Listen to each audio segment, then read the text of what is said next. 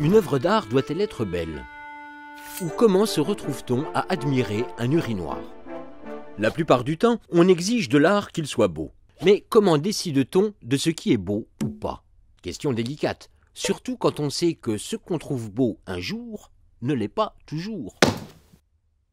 Ce tableau, par exemple, n'a pas toujours été considéré comme une œuvre majeure admirée de tous. Présenté au Salon des Refusés de 1863, il fut même soumis à des critiques féroces. Manet aura du talent le jour où il saura le dessin et la perspective. On oppose alors à Manet l'académisme d'Alexandre Cabanel, dont la peinture, unanimement célébrée par le public et la critique, répond parfaitement aux attentes esthétiques de l'époque. Magnifique! L'élégance des formes, la correction du dessin... La finesse et la fraîcheur du coloris. Vous l'aurez compris, il est difficile de tomber d'accord sur ce qui est beau. Dans ces conditions, pas étonnant que les artistes aient cherché à remettre en question le lien entre l'art et le beau. En 1917, Marcel Duchamp achète un urinoir, le signe et lui donne un titre « Fontaine », une œuvre volontairement dépourvue d'élégance qui va consommer la rupture entre l'art et le beau et révolutionner la pratique artistique.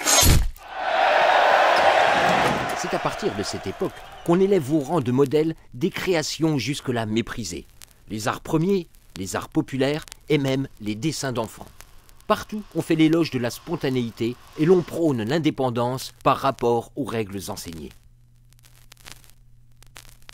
Allez, couche la caméra. La belle caméra, allez, couchez la caméra. Jacques Lizen, avec ses films à la mauvaise qualité assumée et ses sujets à la limite de l'absurde, s'inscrit directement dans la suite de ces bouleversements. Il explore le ratage plutôt que le génie et valorise l'échec plutôt que le succès. Et quand dans les années 80, Jeff Koons semble devancer les attentes d'un public toujours avide d'œuvres bien faites, le rapport au beau ne peut plus être le même. En exposant des objets certes beaux, en l'occurrence les derniers modèles d'aspirateurs, il interroge sur le lieu du beau. A-t-il quitté le champ de l'art pour investir celui des objets du quotidien ?